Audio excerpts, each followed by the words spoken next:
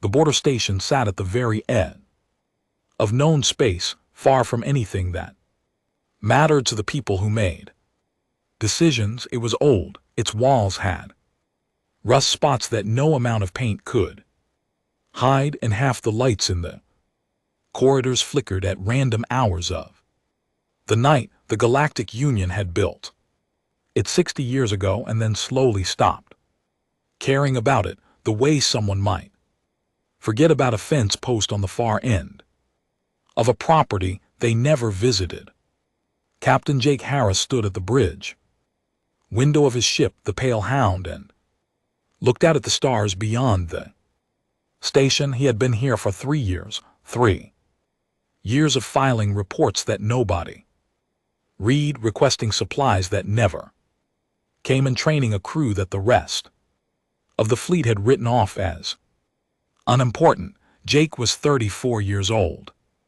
He had brown hair that he kept short because there was no good barber on the station, and he had a calm face that did not show much of what he was feeling. He had graduated from the Union Naval Academy in the middle of his class, not at the top where the glory was, and not at the bottom where people at least remembered your name for the wrong reasons. He was the kind of officer who did everything well enough that nobody noticed him at all. The Union had sent him to this post because they needed someone to sit at the border and watch the empty space beyond it. The empty space was not really empty. It belonged to the Verkari Dominion, an insectoid civilization that had been conquering star systems for over 200 years.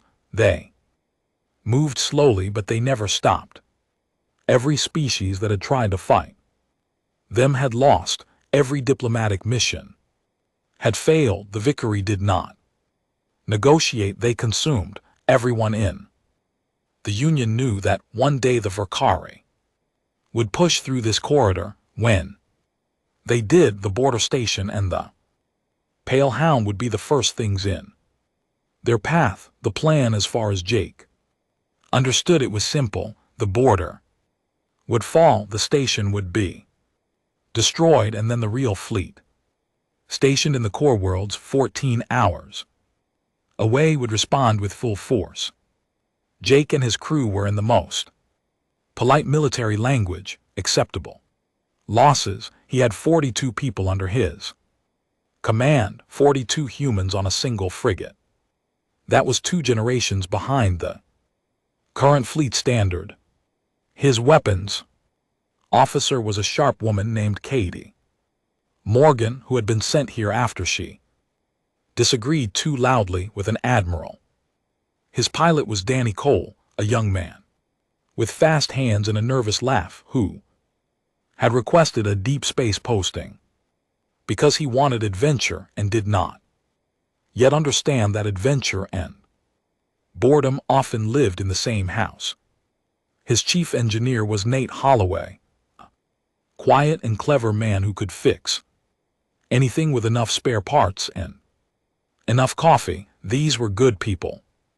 Jake knew that, and he had decided very early in his posting that he was not going to let them be acceptable losses. He spent his first years studying the Verkari. He read every battle record, every intelligence report, every academic paper he could find. He learned how their hive ships moved, how their drone fighters swarmed, how their commanders thought. He ran simulations on the bridge computers late at night, when the rest of the crew was sleeping. He lost most of those simulations. Then he changed his tactics and ran them again and again. In his second year, he started modifying the Pale Hound. Nate Holloway helped him strip out systems they did not need and replace them with things they did. They improved the engines for short, fast bursts of speed. They added signal decoys built from parts that Nate had salvaged from old Verkari probe wreckage that drifted across the border from time to time. They rewired the torpedo launchers so they could fire in patterns that no standard Union ship could manage. None of this was approved by headquarters. Jake filed the modification reports anyway, and as usual, nobody read them. In his third year, he trained his crew until they could do things in their sleep that most Union crews could not do. Fully awake, they ran drills every week. They practiced emergency maneuvers, damage control, and combat scenarios.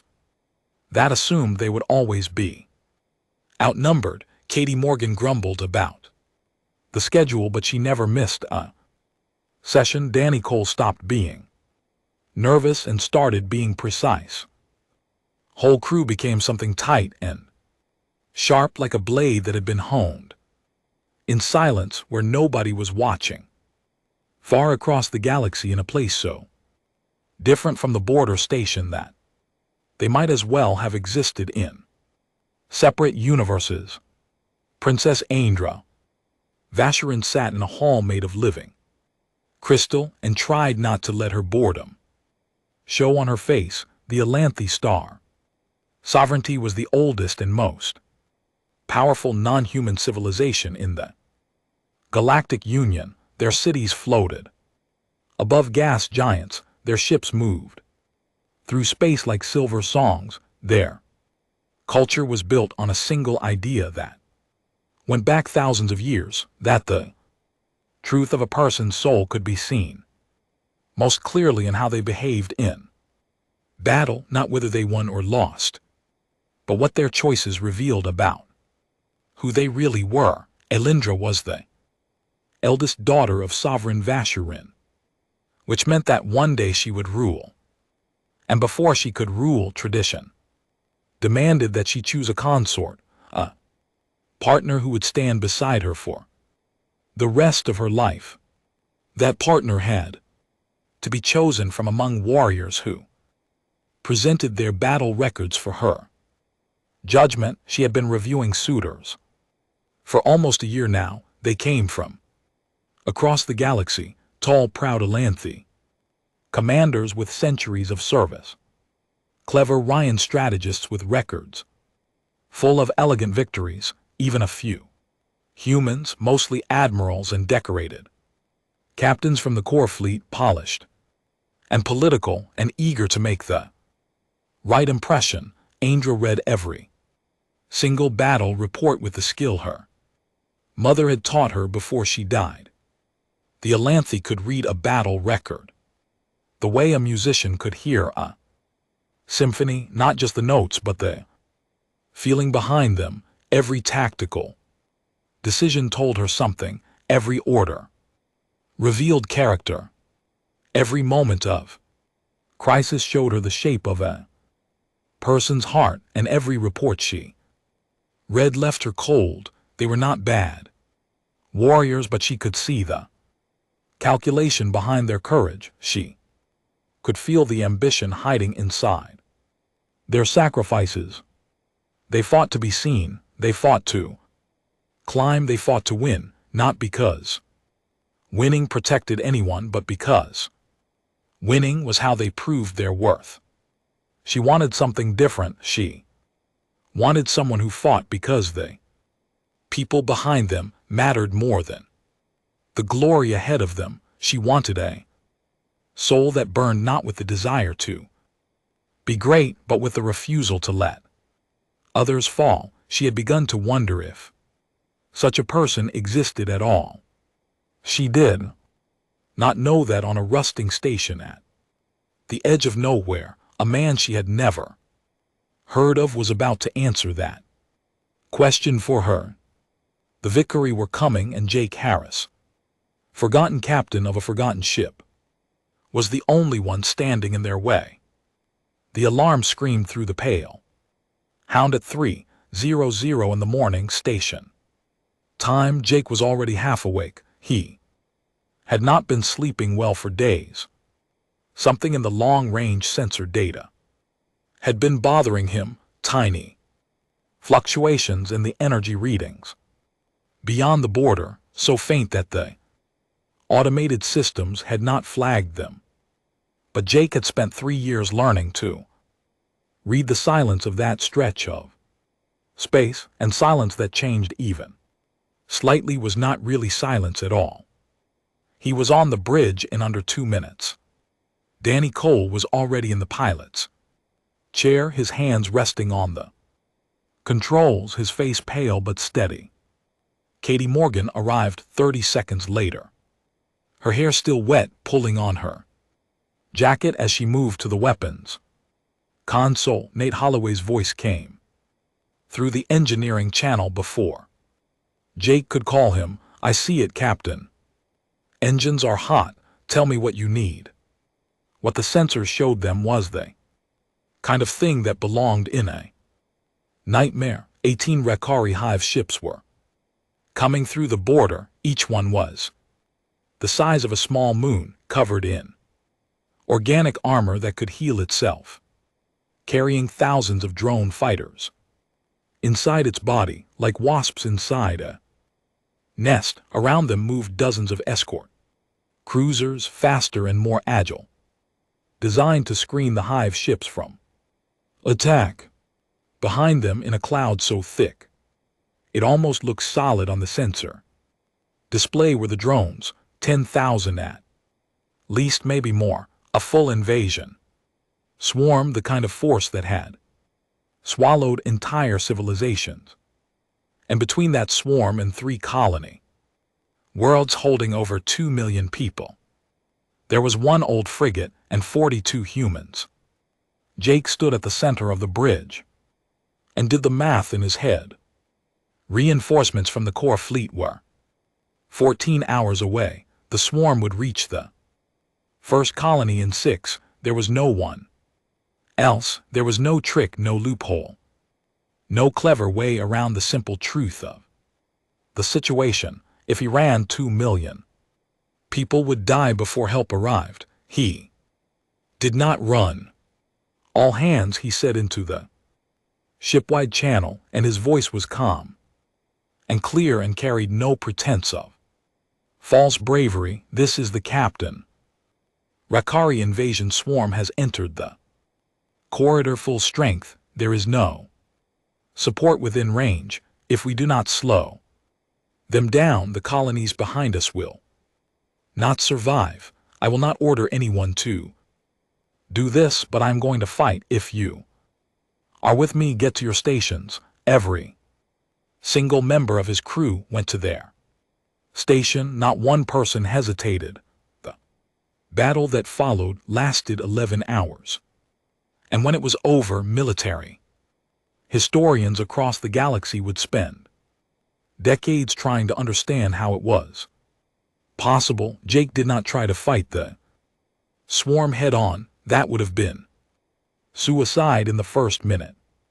Instead, he used everything, every trick he had practiced in 3 years of simulations, every modification Nate had made to the ship, every hour of training his crew had endured. He started by running. He took the Pale Hound deep into the asteroid field that sat along the border corridor, a thick belt of rock and ice that most ships avoided. The Vicary followed. Their drones were fast, but the asteroid field broke up their swarm patterns. The drones were designed to fight in open space, moving in coordinated clouds that overwhelmed targets with numbers. In the asteroid field, those clouds kept crashing into rocks. Danny Cole flew the Pale Hound through gaps that should have been too narrow, spinning the frigate on its axis, cutting thrust and drifting, then burning hard to change direction.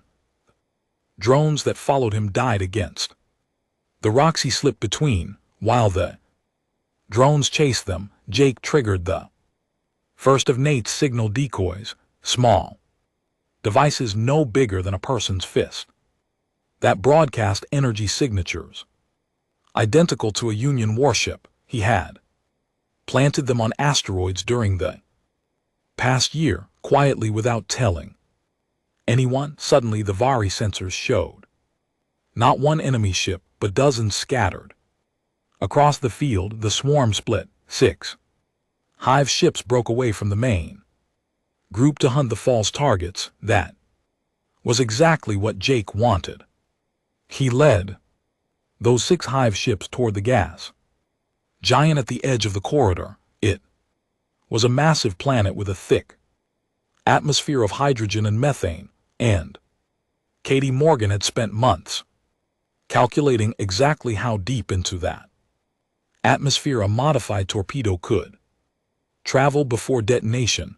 When the Hive ships moved into the planet's gravity, while chasing what they believed was a fleeing enemy, Jake gave Katie the order. She fired a single torpedo with a modified warhead, not explosive but incendiary. It dove into the atmosphere and ignited the hydrogen layer. The explosion was visible from the station's sensors millions of kilometers away. Wall of fire engulfed the 6 Hive ships. 4 were destroyed instantly. 2 managed to pull away, burning and crippled, their organic hulls screaming in frequencies that the Palehound sensors translated as pain. That was the 4th hour. Jake's crew was exhausted and running on adrenaline. They had lost 2 people, crew members named Vince Perry and Meg Saunders, when a section of the hull breached during a close pass through the asteroid field. Jake felt their deaths like a blade in his chest. But he could not stop, not yet. He pressed deeper into the battle, using the confusion to strike at escort cruisers, picking them off one by one. With ambush tactics, Danny Cole flew patterns that the Verkari could not predict because they were not in any tactical database. They were patterns Jake had invented during his late-night simulations, designed not for elegance, but for survival. By the 6th hour, they had destroyed 8 Hive ships, but the toll was rising. 7 more of his crew were dead. Jake himself had taken shrapnel in his left shoulder from a console that exploded during an miss. He ordered the medic to bandage it and stayed on the bridge. In the 9th hour, he made a decision that everyone on the bridge knew was insane. One of the remaining Hive ships had positioned itself at the mouth of the corridor, blocking any path to the colonies. Jake ordered Danny to fly directly into the Hive ship through a hole breach that Katie had blown open with a concentrated torpedo volley. The Palehound entered the interior of the living ship, flying through organic tunnels wide enough for a frigate but filled with internal defenses. Nate rerouted all available power to the forward shields. Katie fired everything they had into the ship's internal organs. Danny flew with his jaw clenched so tight that he cracked a tooth. They came out the other side. The Hive ship did not survive. By the time the Union relief fleet dropped out of faster-than-light travel, 14 hours after the first alarm, the battle was over. 11 of 18 Hive ships were destroyed or disabled. The surviving 7 had retreated back into the Victory expanse, broken and disorganized. The corridor was held. The colonies were safe. The Palehound drifted in space, its hull torn open in a dozen places, venting atmosphere from sections that the crew had sealed off and abandoned. During the fight, 13 of Jake's 42 crew were dead, 20 more were wounded. The ship would never fly again without a full rebuild. Jake sat on the bridge in a chair that was half melted from a plasma fire they had put out in the 10th hour. His shoulder was bleeding through the bandage, his ribs ached where a second injury, a plasma burn, had left a mark that would scar around him. His Surviving crew sat or stood or leaned against walls, too exhausted to speak. Katie Morgan looked at him from the weapons console, her eyes red, her hands still shaking. Danny Cole was slumped in the pilot's chair, staring at nothing. Nate Holloway's voice came through the engineering channel, quiet, and engines are dead, Captain, but we're still here. Then he opened them, looked at his crew, and said, yes, we are, the relief fleet found them like that, broken but alive, surrounded by the wreckage of an Empire's invasion force, 42 people who had done something the entire galaxy had believed was impossible. The Union wanted a hero. Jake gave them a report. He wrote it himself, sitting in the medical bay of the Relief Fleet flagship, while a doctor argued with him about lying still. His left arm was in a brace, his ribs were wrapped tight, and his eyes had the hollow look of a man who had not slept in 2 days, but he insisted on writing the after-action report before anyone else could shape the story. It took him 9 hours.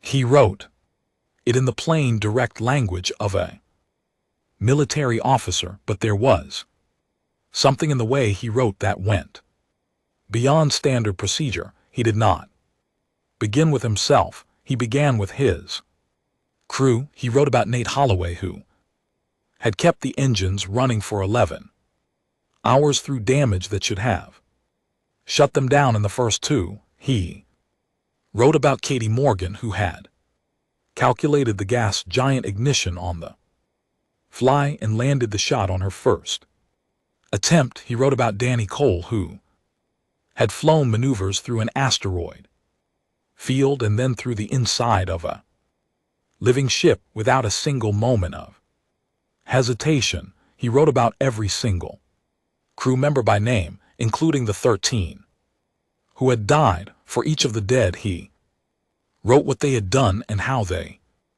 had fallen. He did not use grand words. He did not call them heroes. He wrote about them the way you write about people you loved, simply, carefully, making sure that nothing important was left out. When he came to his own actions, his language changed. He became shorter, almost blunt. He listed his tactical decisions and their outcomes without praise, and when he reached the part of the battle where 2 of his crew had died because of the maneuver, he had ordered a flanking pass that had exposed the portside hall to drone fire. He did not explain it away. He wrote the decision to execute a portside flanking approach at the 4-hour mark was mine. I believe the tactical advantage justified the risk. I was wrong. The loss of crew members Vince Perry and Meg Saunders was a direct result of my miscalculation. This failure is mine and I will carry it forward. No commanding officer in the history of the Galactic Union had ever written something like that in an official battle report. Commanders took credit for victories and blamed losses on circumstances. That was how the game was played. Jake did not play the game. He simply told the truth. The report was filed through standard channels because the engagement was classified as significant, which was a dramatic understatement. Copies were distributed to every member state of the Galactic Union.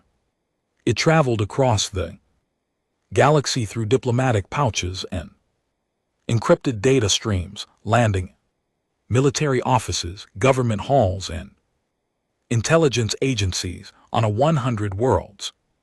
Most of them read it with shock. Some read it with admiration. A few read it with jealousy. The military analysts picked apart his tactics with fascination, arguing over whether his strategies could be replicated or whether they were the product of a singular mind in a singular situation. But no one in the galaxy read that report the way Aindra Vasharan did. She received it on a quiet evening, the crystal halls of the Sovereignty Palace, or dim lit by the soft bioluminescent glow that the Alanthi preferred in their private spaces. Elindra was in her study, surrounded by the battle records of her remaining suitors, a stack of reports she had been putting off because she already knew they would disappoint her. The human border engagement had been in the news for days, but she had not paid close attention. Humans were a young species. Their military was capable but unremarkable by Alanthi standards. She expected the report to be a straightforward account of a lucky engagement, perhaps padded with the kind of self-promotion that she had come to expect from every warrior in the galaxy. She was wrong. She read the first page and felt something shift inside her, feeling she did not immediately recognize because it had been so long since she had felt it. Interest, genuine, sharp, hungry interest. By the third page, she had stopped breathing without realizing it. Her eyes moved across the words, and she saw what the Alanthi were trained to see, not just the tactics but the person behind them. Every decision Jake had made told her something. The way he had prepared for years without recognition told her about patience and dedication. The way he had used every resource available, no matter how small or unconventional, told her about creativity and refusal to accept limits. The way he had chosen to fight when running was the rational option told her about a moral core that was deeper than strategy. And then she reached the passage about his mistakes, about the 2 crew members who died because of his order, about the words, "This failure is mine." She set the report down and pressed her hands flat against the table. Her heart's the Alanthi had too were beating hard. In all her years of reading battle records, she had never seen a commander take personal responsibility for losses in an official report. She had seen grief dressed up as glory. She had seen regret hidden behind tactical justifications. She had seen 1,000 different ways that warriors protected their image at the cost of their honesty. But she had never seen a man lay his soul bare in a military document and say plainly that he had failed the people who trusted him. That was not the mark of a good tech. That was the mark of a great soul. She read the report a second time slower now, paying attention to the small details, the way he credited every crew member, the way he described the Vicary not with hatred but with a kind of respect, calling them a disciplined and formidable enemy, the way he never once used the word "I" when describing a success, and never once avoided it when describing a failure.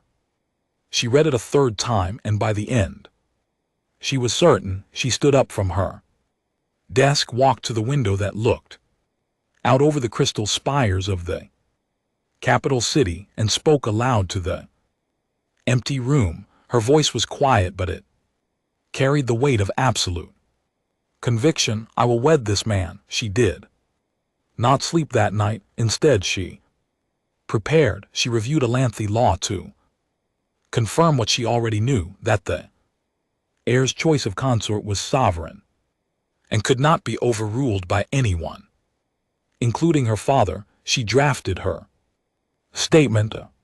She chose her words with the same care that Jake had chosen his, because she understood that what she was about to do would shake the galaxy.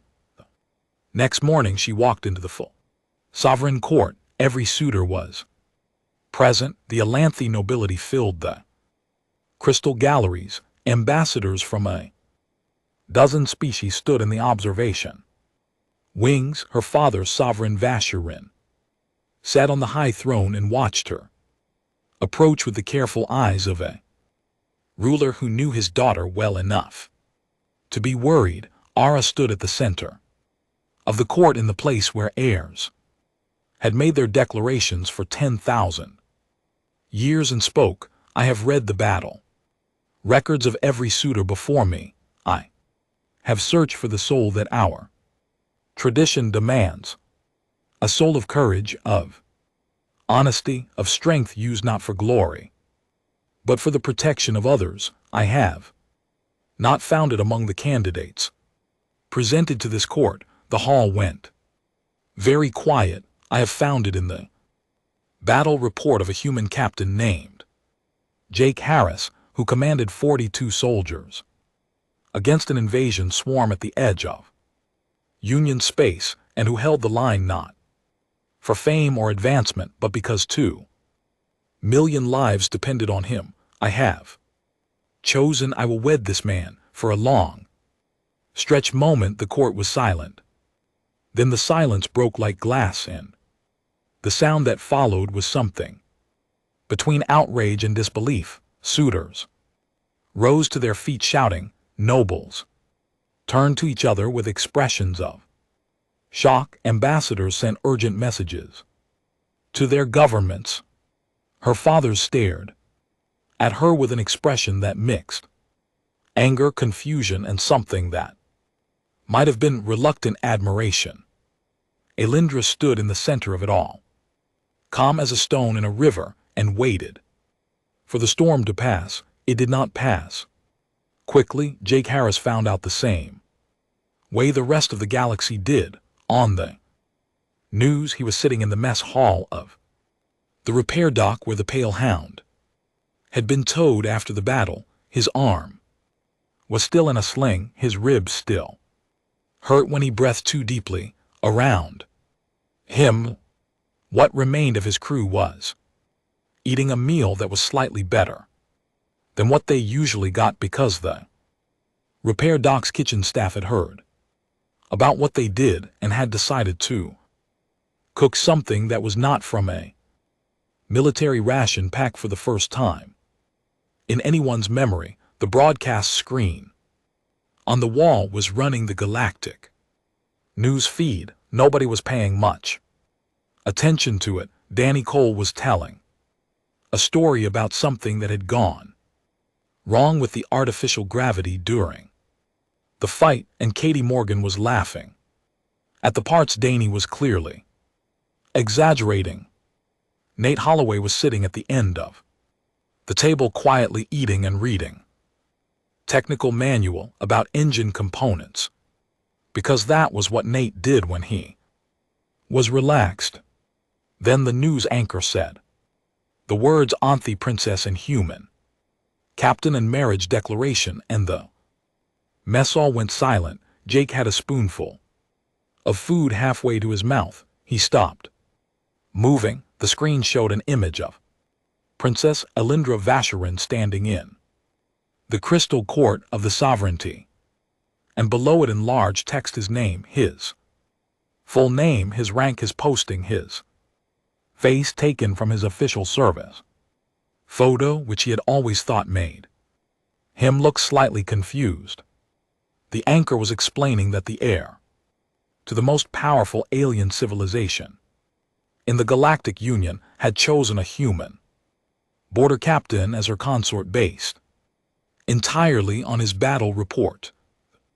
Anchor used phrases like unprecedented and galaxy-wide shock and diplomatic implications.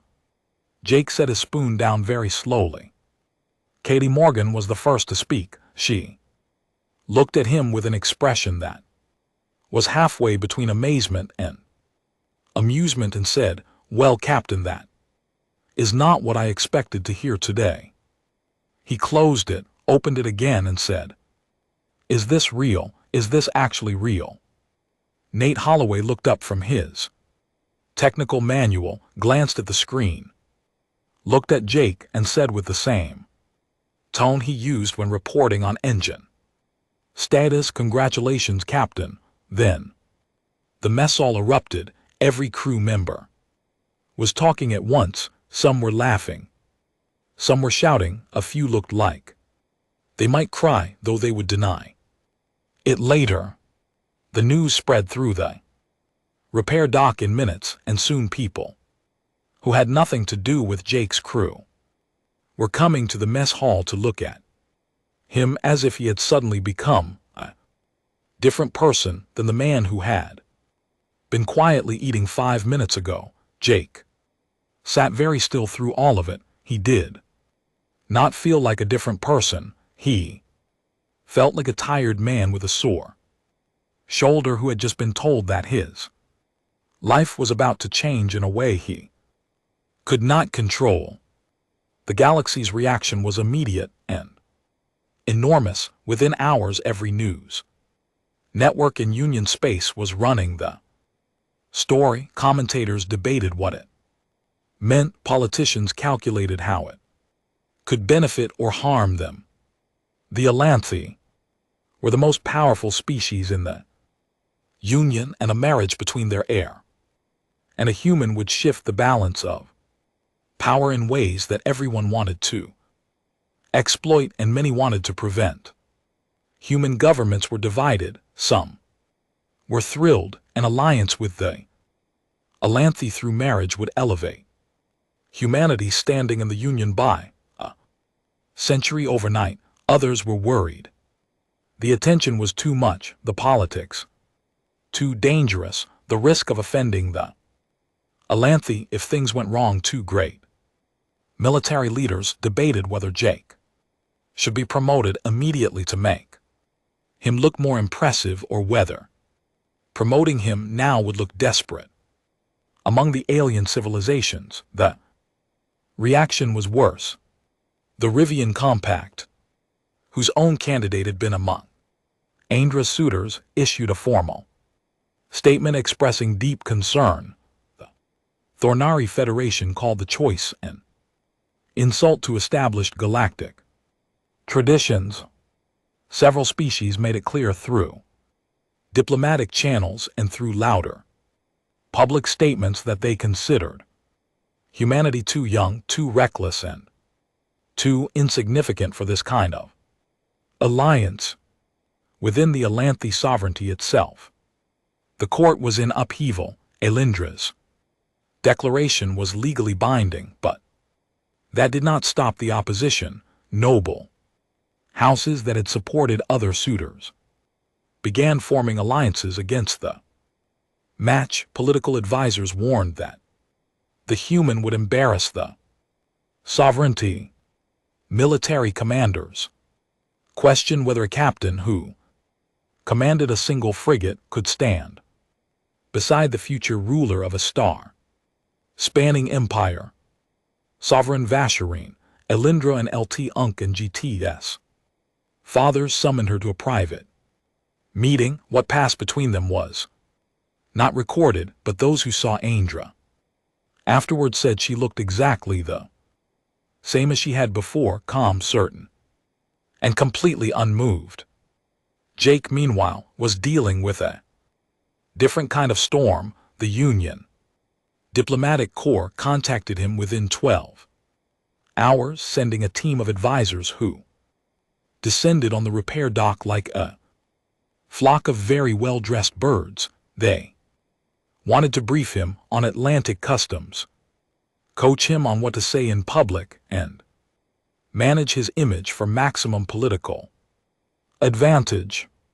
Jake listened to them politely for about 20 minutes, then he told them with the same calm tone he used on his bridge that he appreciated their concern, but he was not going to let anyone manage his image because he did not have an image. He was a captain, he had a crew, he had a job, and the rest of it was going to have to wait until he understood what was actually happening.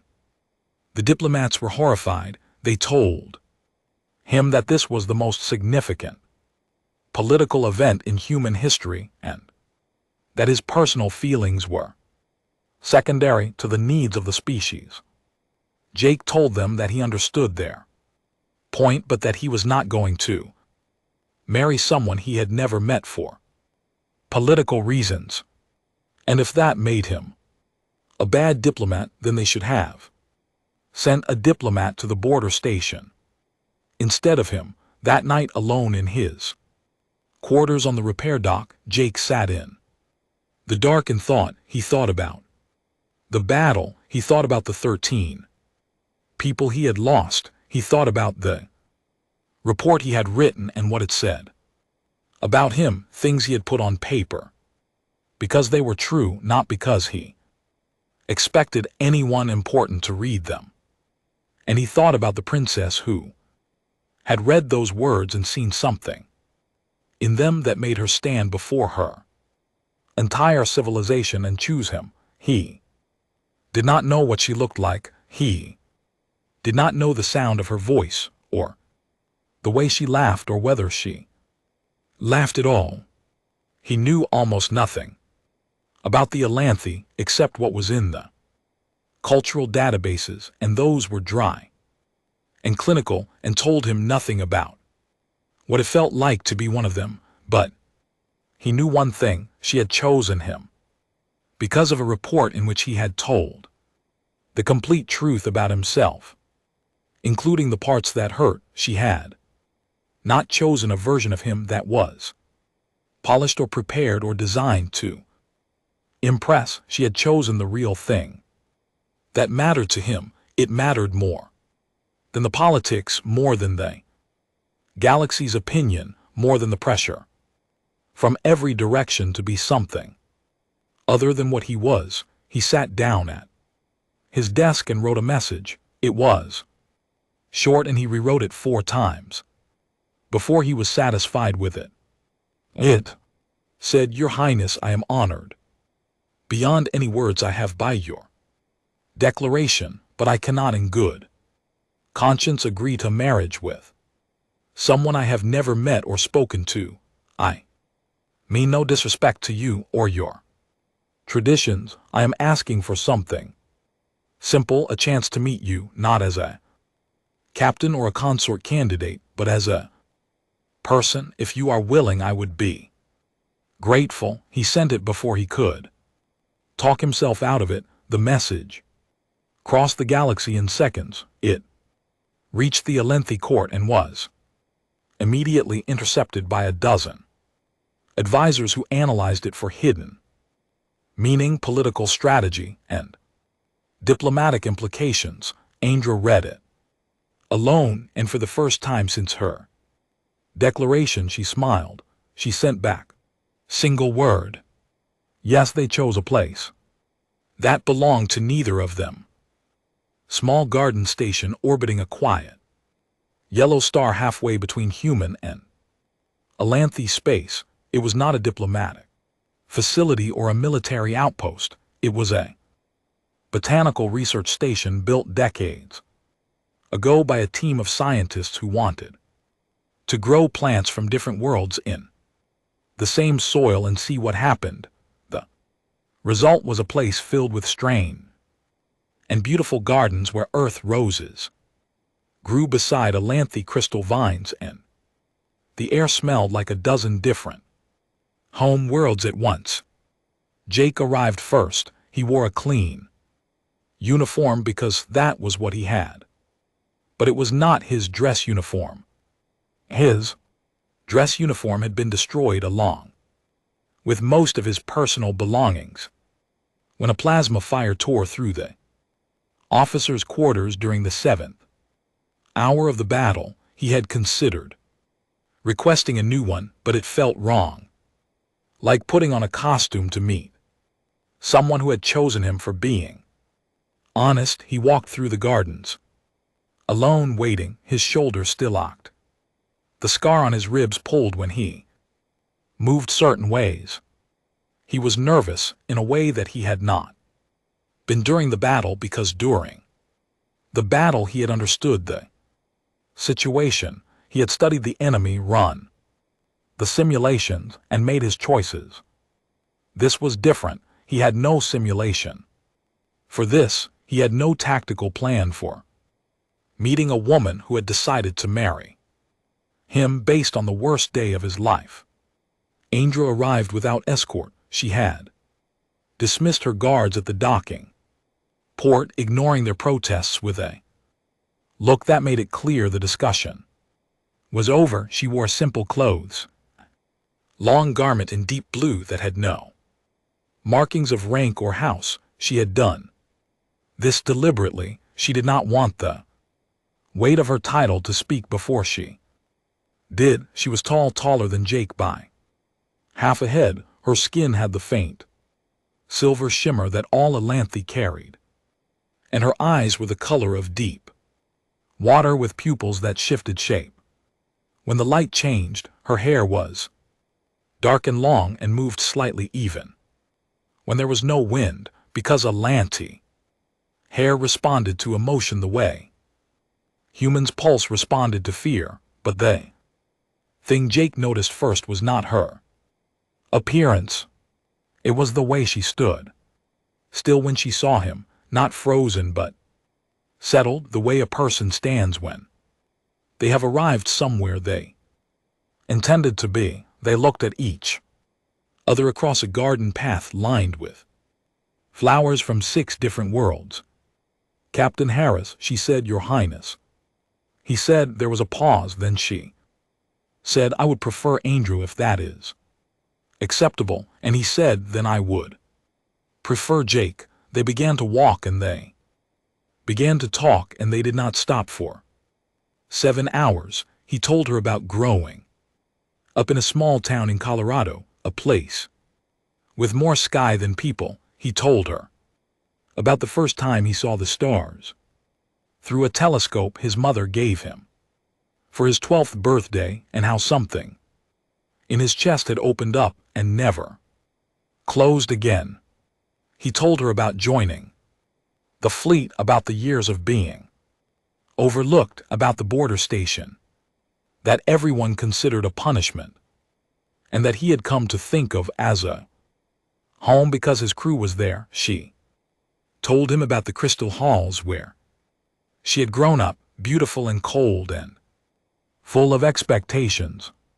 She told him about her mother who had died when Andra was young and who had taught her to read battle reports the way other children were taught to read stories, looking not for what happened, but for who the person was behind what happened. She told him about the loneliness of being the heir surrounded by people who wanted things from her but never once asked what she wanted for herself. He told her about the battle, not the tactics or the strategy. She already knew those better than he did. He told her about the fear, about the moment before he gave the order to fight, when every part of his body wanted to run, and the only thing that kept him in his chair was the thought of the people behind him who could not run. He told her about the sounds the ship made when it was being torn apart, and how the worst sound was not the explosions but the silence afterward, when he knew that the silence meant someone was gone. He told her about Vince Perry and me Saunders, the 2 crew members who had died because of his order.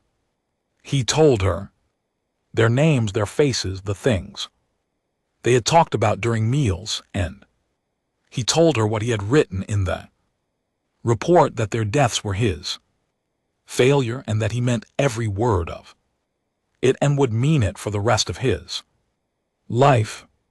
Andra listened without interrupting. When he finished, she was quiet for a long time. Then she said something that Jake did not expect. "You wrote that their deaths were your failure, but you also wrote that the decision was tactically justified at the time. Both things are true. The fact that you can hold both truths at once and not let either one destroy the other, that is why I chose you." Jake looked at her. "Most people would tell me to forgive myself. Forgiveness is for those who failed through carelessness." She said, "You failed through the impossible Mathematics of war, you do not need. Forgiveness, you need someone who understands the weight you carry and does not ask you to put it down because putting it down would mean forgetting them. He did not speak for a moment. Then he said very quietly, "No one has ever said that to me before. No one has ever needed to," she said. "You have been carrying it alone. You do not have to anymore." They walked in silence through a garden where Earth's sunflowers grew beside a lanthy light, blooms that pulsed gently in the dark. After a while he asked the question that had been sitting in him since the day her declaration made the news. "Why me? And I do not mean the report, I mean me. I'm a border captain. I have no political value. I have no wealth. I have a broken ship and a crew of 29 survivors and a service record that nobody cared about until a month ago. Your civilization is 10,000 years old. You could choose anyone in the galaxy."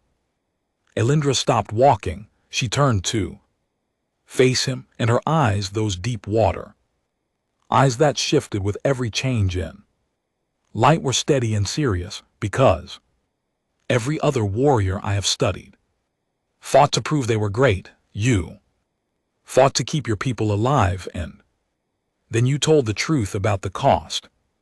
That is not tactics, that is not luck. That is character, and character is the only thing that matters when you are choosing someone to stand beside you for the rest of your life. She paused, and when she spoke again, her voice was softer. "I have been searching for a long time, Jake.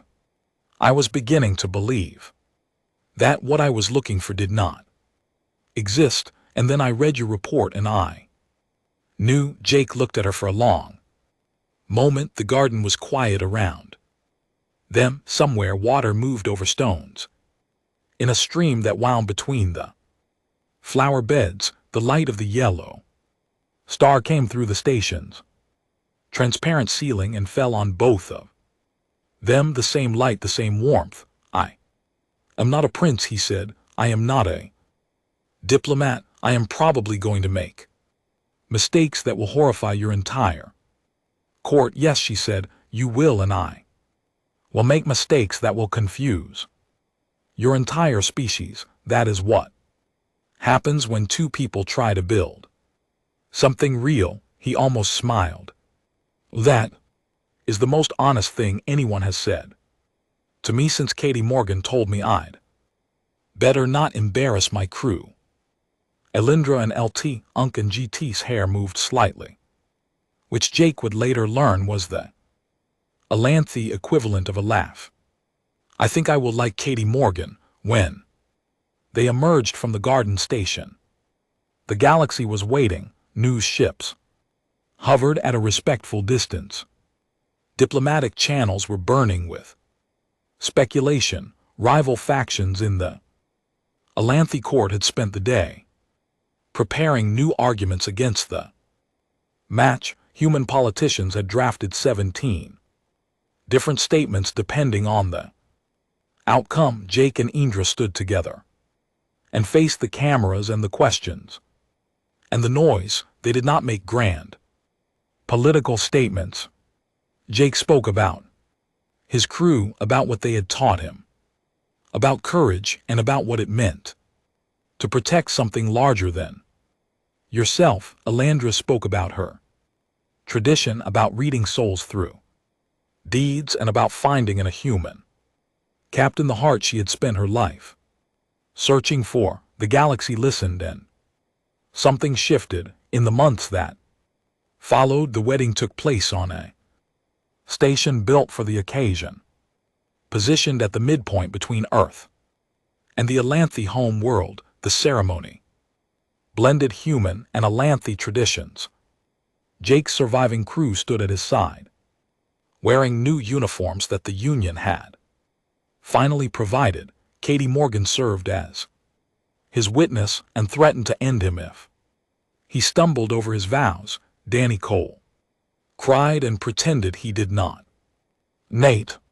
Holloway stood quietly at the back end, smiled. Sovereign Vasherin, who had opposed the match and argued against it, and tried every legal avenue to delay it, walked his daughter down the aisle.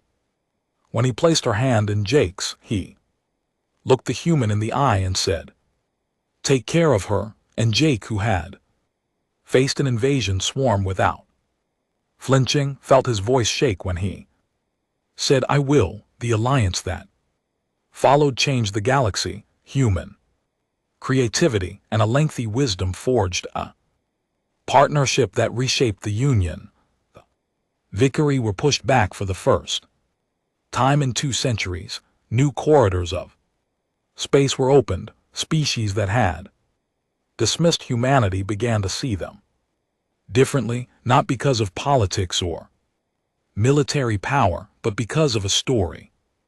A story about a forgotten captain who stood his ground and told the truth, and a princess who read his words and recognized the man she had been waiting for. Years later, when historians wrote about the moment that changed everything, they always came back to the same scene: a quiet room in a crystal palace, a woman reading a battle report, a line in that report that said, "This failure is mine, and I will carry it forward," and a decision spoken to an empty chamber that echoed across the stars: "I will wed this